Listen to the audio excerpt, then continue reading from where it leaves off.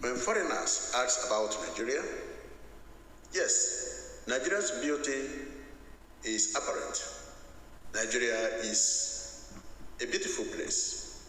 Nigeria's beauty rests in the breathtaking scenery and the complex fabric of cultures, traditions, and Nigerian identity as a large and multi-ethnic country where more than 250 ethnic groups speak more than 500 languages. Then the difficulties people ask about Nigeria, then the answer always comes as the difficulties you encounter while in Nigeria may put your determination and resourcefulness to test. The news headlines frequently feature socio-economic inequality, poor infrastructure, corruption, political turmoil, and societal unrest. These problems may cause you to reflect on the state of the country and your position within it. Nigerians' frustration can push you to the verge of insanity. That is how it was built by the founders, to frustrate the citizens, to make the people to be submissive to the ruling class, including parliamentarians and the government contractors. That is the British style, and that is how they built it. And the political class, after independence, continue to elaborate and improve on this very system. Before we continue, we ask you to subscribe to this channel if you have not done so before. Our videos we publish are for educational purposes, and we ask you to watch them with utmost rate, like, share, and leave your comment. There are other numerous reasons why people are not happy with the fusion of three nations: the Niger Coast Protectorate, the Yoruba Nation Colony, and the Northern Protectorate. The fusion of these countries together has yielded the profit for which they were joined together by British colonial powers to feed the North and the Southwest from the Southeast. It has yielded the results as needed, to the disadvantage of the Southeast of Nigeria. That's the main reason why dedicated citizens of Niger Coast Protectorate or Southern Protectorate, Biafra, wants to exit from the conglomerate Nigerian PLC, a British 1914 formed company by its general manager, Frederick Lugard of Great Britain. Today, the name Nigeria has been emasculated and become an incurable partnership whose cancerous embodiment has become metastatic because it was built on corruption by Britain from the first election fraud in 1959 to the present day, of which that gives the North the power over Southeast and the Southwest. However, the 1967 political alliance between the North and the West and Britain provoked a new advent of recolonization of the Southeast Biafra and its rich natural resources in the name of one Nigeria. Today, the natural resources, crude oil and gas, become the only basis of keeping one Nigeria alive for the benefit of North and West, who produce both military and civilian presidents, to the detriment of Eastern region, whose hope lies on what they are given as a token by the West and North. To keep this going, they were able to indoctrinate the South-South using the conversional technique on the helpless South-South region as they designated them, and also setting them against the IGBOs.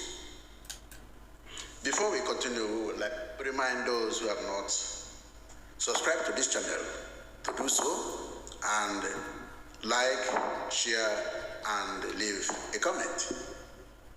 Thank you, and God bless you as you do so.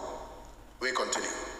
There is a controversial bill passed by the Nigerian Senate called the Police Amendment Bill, submitted to them by the President of Nigeria, Ahmed Tinubu. Historically, one of the royal duties of Senate is to confirm appointment of Nigerian Inspector General of Police. This is supposed to be in accordance with the existing law of retirement age as stipulated in Nigerian Works Retirement Act.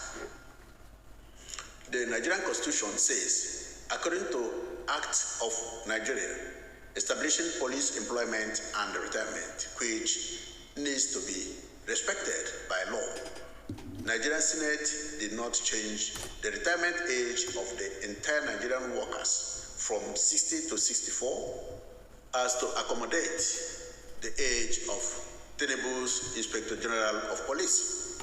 It becomes apparent that this has become a system of APC Inspector General of Police appointment from the time of Buhari to the time of his successor, President Bola Ahmed Tinubu. Under normal circumstances, to avoid future complications of amendments, Senate supposedly would always inform any president presenting names of Inspector General of Police whose age would elapse before his term of office should not be submitted, and that the Senate will not confirm such names. That is what other countries of the world do. But Nigeria does not follow the democratic process. They follow the board of directors rules, establishing Nigeria as a royal company. Its founder, Frederick Lugard, had the power. Those who have read this history thoroughly, Frederick Lugard had the power more than the board of directors and the constitution of Royal Niger Company when it was established in what becomes today Nigeria. He did not abide by the rules of the company. He positioned himself above the laws of the company. And this is what is repeating in Nigerian context today, irrespective of the constitution, irrespective of how the rules are to be played. But Nigerian president is the most powerful and contravenes every constitutional rules and do what they want. Indeed, this cannot happen in Nigeria, founders' land, Britain, and in the presidential democratic system like US. The constitution cannot be amended, not just within 2 days. That is fast-tracking system, like Nigerian politicians always do, just to elevate and propagate the ideology of the president. Whether the citizens like it, whether the other opposition members like it or not. At the end of this very program, we will watch together what took place at the National Assembly during the amendment of this very Police Amendment Act. However, one is surprised that Igbo honorable senators in Senate never protested. They never rushed to Channel TV to give press conference condemning the Senate's seat on corruption control from the presidency. Every southeastern citizens expected these wonderful senators representing the mouthpiece of the North and West to challenge President Tinubu for his personal gains Police Amendment Act bill submitted to Senate. It is expected that the Revolution Now conveners will remember to act and seek for revocation of this bill. In the process of preparing this very program, massive research shows that there were evidence of 2 senators from the Southeast that moved a motion against the seat at home. They were Senator Ejimako and Senator Oj Carlo, who stood in Senate House and condemned the regime on issue of sit at home. Example, Senator Abaribe disclosed that the sit-at-home order by a self-acclaimed disciple of Nnamdi Kanu, Simon Ekpa, has become a money-making scheme in the Southeast. Therefore, one would also refer to the police amendment bill now and ask how much Mr. Akpabio, the Senate President, received by shouting every other senators down and forced the passage of the bill. This is because Tinubu and Akpabio are followers of former Nigerian President Muhammadu Buhari, who amended the bill, that is the Police Bill Act, to accommodate former Inspector General of Police Osman Akale Baba. Please, we wish to remind you again, if you have not subscribed to this channel, we plead you do so. Like, share, and drop your comment. Thank you. We continue. It is noted that Senator Abaribe made the revelation in an interview with Channels TV and monitored by Politics Nigeria. According to sources from Biafra government in exile office, the sit-at-home continues because federal government of Nigeria has refused to release the kidnapped IPOB leader, Mazi Nnamdi Kanu, from DSS custody. On the other hand, this means that Nigerian senators are changing laws to accommodate an individual Inspector General of Police for personal gains and refuse to make laws or revoke existing laws to release the IPOB leader, Mazi Nnamdi Kanu. On the personal gain issue, as hypothesized by Senator Ejimako Abaribe, that is the sit-at-home order personal gains, that is alleged, quote, Ekpa and his cohorts are refusing to reverse the Monday sit-at-home order for personal gains. This means that no one knows how many millions President Tinubu must have dosed out to senators and their cohorts who voted for the changing of the law to benefit his Yoruba personal brother, Inspector General of Police. He trusted that we will do his bid against Nigerians as Buhari did during his reign. It should be noted that it is not criticism, but comparative analysis and objective dissection from massive media. We have compared what Igbo senators, especially other senators from various regions, members of National Assembly representatives, governors, businessmen and women, including media houses, and journalists always say about sit at home, but silent on sit on corruption.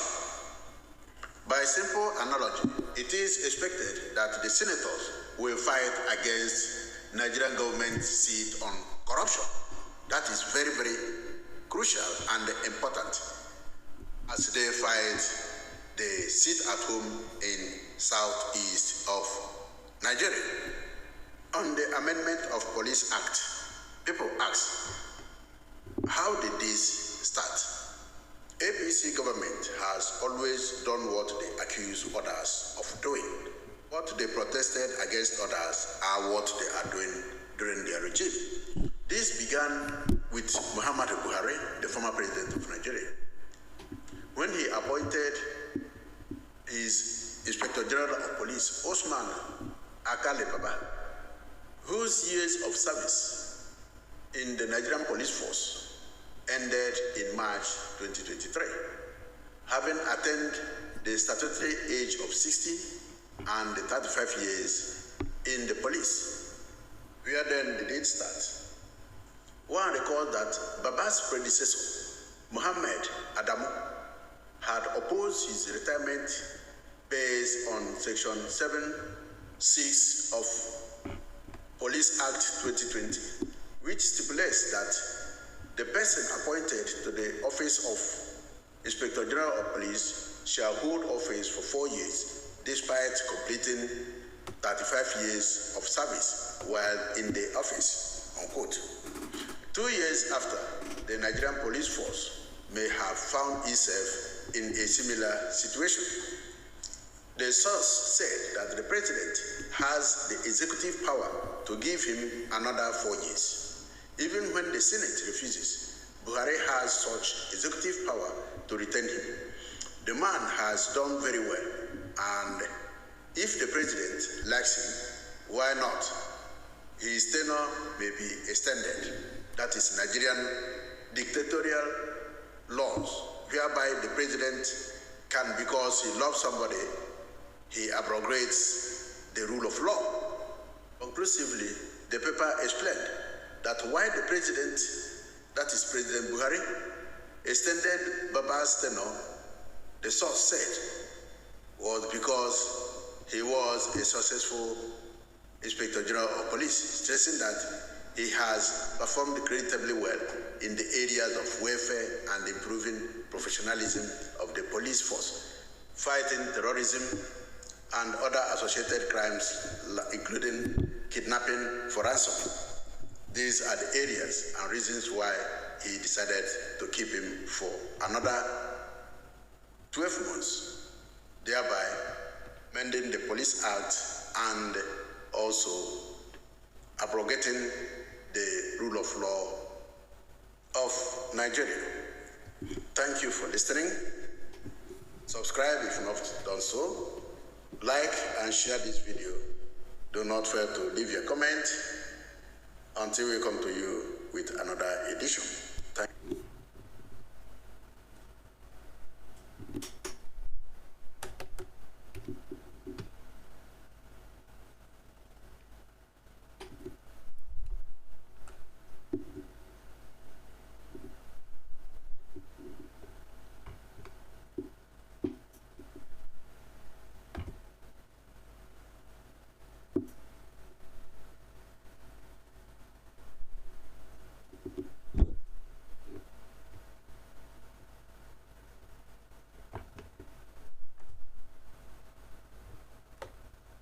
The methodology of how he should be removed from office. So the Act does not intend that an Inspector General of Police should stay in office beyond 4 years. In his lead debate, Senate Leader Okpeyemi Bamidele explained that the proposed legislation seeks to retain a person appointed to the office of Inspector General of Police in office until the end of the term stipulated in the letter of appointment. What this bill is seeking to do, this bill is only seeking, to achieve that purpose, that you are appointed for a specific tenure, and you should be able to, spend that tenure in office, except where the appointing authority decides otherwise. Mr. President, from the chair, you gave instances. And the Police Act is also very clear as to the procedure for the removal of Inspector General of Police. To achieve this, the Senate retained Section 18 of the Principal Act 2020, but inserted a new subsection 8(4) that makes it mandatory for the Inspector General of Police to spend 4 years in office, notwithstanding if he has attained the retirement age of 60 or spent 35 years in service as enshrined in the civil service rules. If assented into law, the current Inspector General of Police, Kaode Egbetokun, will be the chief beneficiary. Egbetokun, who was appointed by President Bola Tinubu in 2023, is expected to retire from the Nigerian Police Force on September 4, 2024. With these amendments, Egbetokun can now remain in office until 2027. In his contribution, Senator Siriake Dixon said the proposed amendment runs contrary to the Constitution and asked that the bill should be stepped down for further consultations. The worry I have is that the amendment sought, no matter the intention, is seeking to make an appointment to last as long as the appointment letter lasts. So, if somebody has appointed a person as Inspector General for 5 years or for 10 years, what this Senate is being invited to endorse is that by this amendment, if passed, the person must stay in office for 10 years. The Senate shunned all attempt to stop the bill, passing it first, second and third reading in less than 20 minutes. Omo BRGIE, Arise News. Thank you and God bless you all. Bye.